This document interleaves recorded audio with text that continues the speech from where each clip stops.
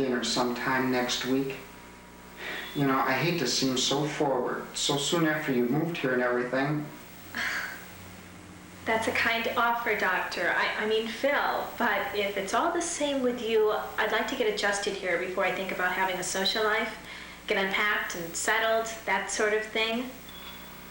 I understand. It's nothing personal, it's just that... Hey, it's okay, I understand. I'm glad. We'll talk again sometime very soon. Good, and thank you for your concern. Goodbye. Who was that? The doctor that treated my ankle. What did he want? He was just checking up on me, calling to see how I was. Oh, I'd like to get service like that. He wanted to go to dinner. Talk about outpatient services. You know, we should really get this gas hooked up. I don't know how you can cook, and cold baths are not going to cut it for long. I know. I thought we'd go out back a little later and we can turn on the gas valve. Well, why don't I do it now? There's no need for you to go back there. Do you know where it's at? Yeah, the realtor said it's inside the shed out back. You'll see the valve to turn it on. I'll be right back. Thanks. No problem.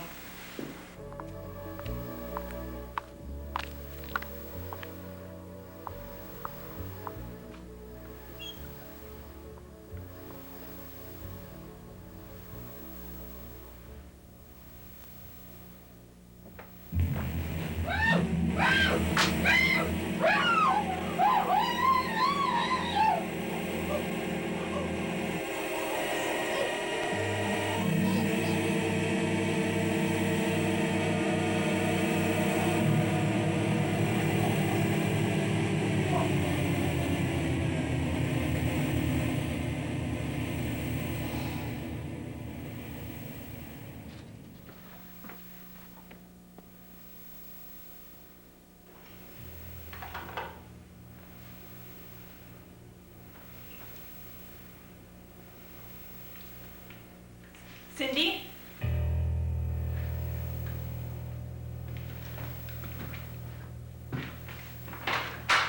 Cindy! Cindy! Cindy!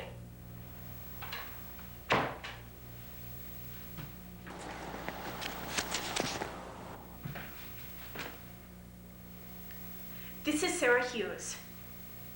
Right, from the old Billany place. Could you send the sheriff right over? Something's... Hello? Hello? Oh, no.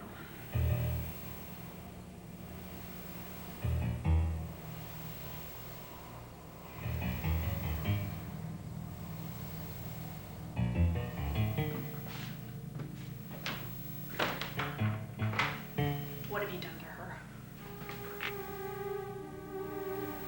Lester! Just like you said, Dad. Her line went dead. Over. That's affirmative. She sounded very upset. Over. I'm on my way.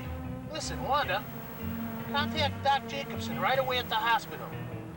Tell him, no, first ask him if he's seen Lester. It just dawned on me when I was there a short while ago that I didn't see Lester at all.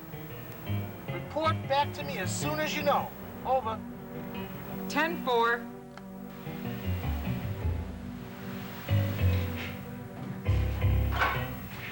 Yes, that's right. Sheriff Wilkes was wondering... You haven't? When was the last time you saw him? Yes, this is important, Doctor. Something terrible is happening at the Billany place. I don't know. No. I don't know for sure, but I do know that Sarah Hughes called here a short time ago, all worked up about something. I never did find out what the problem was. Her line went dead while we were talking. That's when I called the sheriff. He was wondering... You can? That's good. How soon? Oh, that would be good. Right. I'll tell the sheriff. Thank you. Goodbye.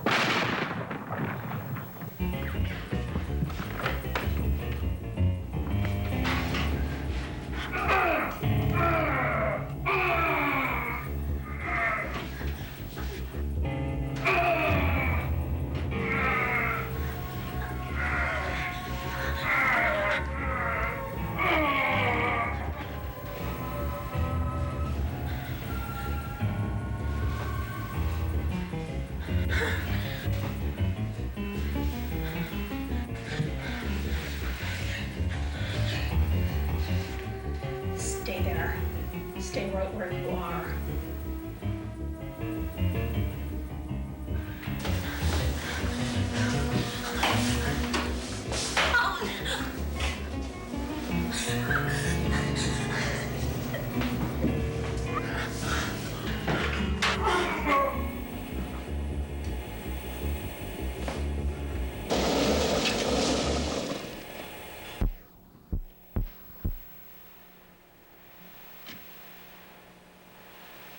Miss Hughes! Sarah!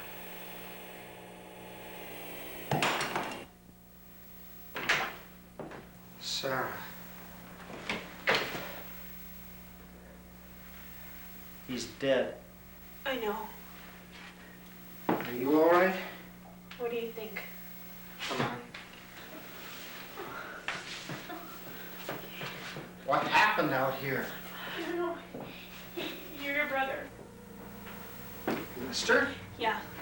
Lester tried to kill me. He broke in here and he tried to kill me. I think he killed my sister and maybe the sheriff. It's all right. It is not all right. He's dead.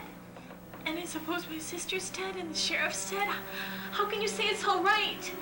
There was this explosion while Stay here. I have a phone out in my car. No. Look, I should call for help. Just stay here for a minute. I'll be okay. I can't do anything for the others. Are you sure I'm you're... okay. I just need to clear my head. Well, what are you gonna do? I don't know. I'd like to get out of here, go back to the city. I'd like to stay here. What difference does it make? I'd like to. How did you know Lester was my brother? The nurse at the hospital told me. She never could keep her mouth shut. Most women can't. What's that supposed to mean? Nothing. Never mind. I didn't mean anything by it. You meant something by it, all right. Look, let's just get out of here before something else happens. You're probably in shock. I'm probably in shock. Let's just get out of here. What was Lester's problem? I think after all that's just happened here, I have a right to know. That's the least you could tell me. Lester always had problems. Drugs? Where did you get that idea? Nurse Biddick tell you that? Yes, in fact, she did. There's a lot of things she didn't know. Didn't know? Biddick's dead. Oh, no. Afraid so. I found her at the hospital. I'm sure it had to be Lester. But to get back to your question, Lester never did any drugs that I know of, other than the ones I gave him. Lester, if you must know, was really quite good, quite bright. He was a little confused sometimes. He was very confused sometimes. In what way? Lester believed a lot of things, a lot of incorrect things. We talk about darkness and light, good and evil. He was really open to suggestion. I tried to use that to help set him straight, but he wouldn't hear it. He had these weird little ceremonies. What does it matter? I'd say it matters. Then you're like him in that respect. Lester needed answers too. I tried to give him some. I tried to show him a way to live. But it became clear he wasn't listening. Finally, I had no other alternative but to help him along. I had to tell him what to do, every step of the way. I had to set him straight. I don't like this talk. Let's just get out of here.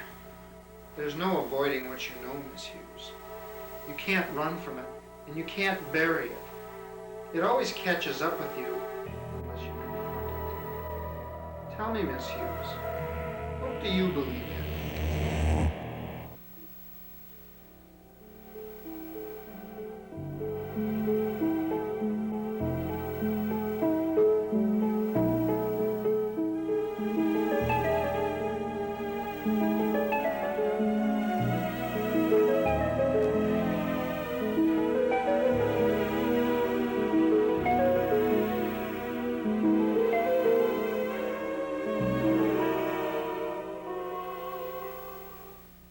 There you are, ghoulies. It is an unprecedented event tonight as Mark Gumbinger has returned, director of Mortuary Girls, Time Men, and Dead Air, as well as several shipwreck documentaries.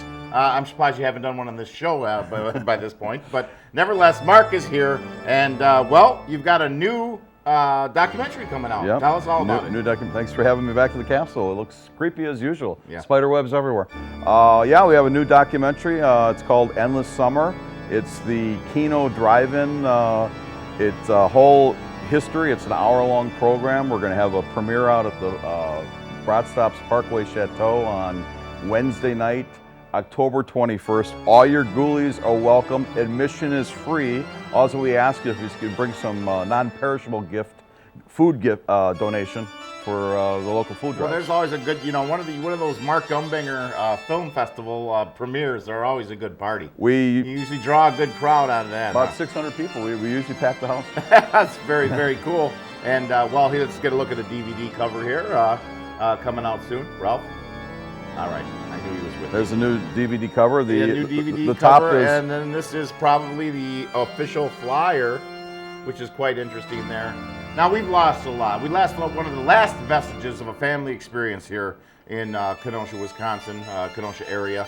And it's truly sad. The entire escapade has just exploded into Facebook drama. We've seen the groups break up, separate, and overthrow their commanders in both instances. end of an era. End of an era. It's one would say it was a monument for Kenosha, iconic, nostalgic. I mean, ever since I was born. I mean, Dr. D's like 500 years old, but since 1949, it's been an iconic structure for us in southeastern Wisconsin, and it was a landmark. And I remember going there as a kid, riding the train around the screen and looking up, and I'd go in there with my parents in the old Rambler with the popcorn in the bag, and it's gone. It's over. It's very sad. It is very sad. We've seen a lot of things, and it has devastated the community to a degree. Some of the people that originally got involved. John Oldham. Do we still have the John Oldham interview available? You deleted that. Well, that was before he sort of exploded. But, I mean, it's been real interesting, but a lot of sincere folks in the onslaught in the beginning to save this thing. And while private property is to be disposed of the owner as they see fit, I think that in some cases when it involves a historical landmark and something that is so important to the community, that a little consideration needs to go into that. Well, that's true, and that's what I tried to do is be fair and balanced. The owner of the property was nice enough to give me a location release and share the old photos, and he did grant an interview for his side of the story.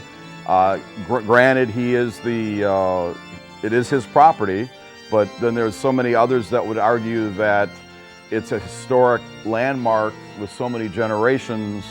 Why can't you give back to the community and keep this and maybe save that corner for historic reasons? Well, we haven't had a lot of input from local politicians, basically a hands-off attitude towards that. I didn't see anybody really stepping up for the cause other than Alderman Keith Rosenberg. Keith was he's in the video. He was, because it was close to his district, and he was concerned. But the general idea among city politicians is they were just sort of happy that it wasn't their problem.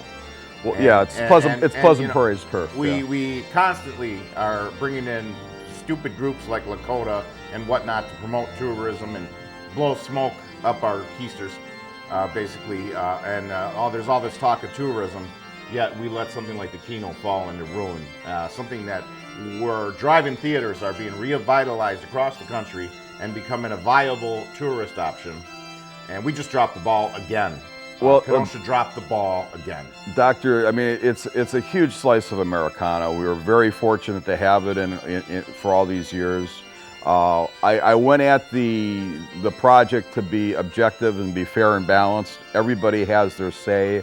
The viewer will decide when they watch the program with interviews, from like aldermen. We had the village administrator, Michael Polikoff. We have you. We had the foremost authority historian, Louis J. Regani, the voice of WIP, the legendary Lou Regani. He's in it. He talks about all the history of it. Steve Mills, the owner, we have his side. So everybody will watch it and they'll find their own, you know, we tried to be fair and balanced, and there's all sides, and the viewer will watch it and decide what they think. Well, they'll probably figure out that Mills is an unmitigationalist, a cad. That's probably what's going to, you know, he's probably going to try to pull the film on you. He has his side. After all, it is his property. It is his right to do what he wants. Others will say, other historians will say, well, why don't you keep it, you know, it's bigger than what the corner is, it's bigger than progress, or it's bigger than money. But bottom line, it is his property, and it is American. He has his right to do what he wants with it. The city officials are suckling that nipple with his properties going up. I know he's got a lot of people in his corner, and if it wasn't him, it'd be somebody else. You know, I don't know the man personally. I just saw your video, and I thought it was kind of like Anthony Hopkins channeling Mr. Burns, Simpson's boss. But that's just me, and I don't know the man personally or what motivates him. I know he has done a lot for charities in Kenosha, but you know, that's a pretty. He was kind enough to me. Did grant me a location release. He shared. He's going to be suing you in about a month. he shared rare photographs. He granted me his interview. Yeah. And we do see his side of it, and it is his property. It is America. But then we have other people that we interview. We're trying to be very fair and balanced and objective. It's a documentary. Everybody has their side that they hear. And you know, we have Lou Regani, we have the other patrons that voice their concern. There's rally group members. Everybody has their side of the story. And then we have the civic lesson from the village administrator, Michael Polikoff, and he does a very good job of explaining the civics. It's very well done. No, thank you. It's just a shame the whole incident turned into sort of this